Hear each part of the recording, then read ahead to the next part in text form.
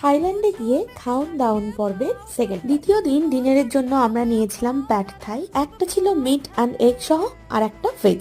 দুটোই খুব ভালো খেতে ছিল, অফকোর্স মাস্ট ট্রাই। তারপর আমরা ট্রাই করেছিলাম একটা লোকাল মকটেল, সেটাও বেশ সুন্দর। এসব করতে করতে আরেকটু খিদে পেয়ে গেল, আমরা নিয়ে নিলাম আরো 3টে মিট স্টিক। আর বহু অলি গলি খুঁজে খুঁজে অবশেষে পেলাম আমার এই ডাব আইসক্রিমটা। এটা যে কি ভালো খেতে ছিল, ডিটেলসটা আমি একটা বড় ব্লগে শেয়ার করব। বিভিন্ন ধরনের স্পার্কলিং ওয়াটারও ট্রাই করেছিলাম আমরা। ব্যাংককে সাফারিতে গিয়ে আমরা খেয়েছিলাম এই ম্যাঙ্গো আইসক্রিমটা, ঠিকঠাক খেতে ছিল। সন্ধ্যেবেলা খেলাম কফি, তবে কফি স্বাদের চেয়েও কাপটা আমার ভারী ভালো লেগেছে। আর খেয়েছিলাম লোকাল আখের রস। আমাদের দেশের তুলনায় স্বাদ খানিকটা আলাদা হলেও ভালোই খেতে ছিল। তবে গোটা থাইল্যান্ড ট্রিপে আমি যার জন্য হাপিত্তেশ করে অপেক্ষা করেছিলাম, এই সেই ম্যাঙ্গো স্টিকি রাইস। এই স্বাদের জন্যই বারবার থাইল্যান্ড ফিরে যাওয়া যায়। আর ডিনারের লোকাল ফ্রাইড রাইসে বিশেষ কোনো নতুনত্ব ছিল না।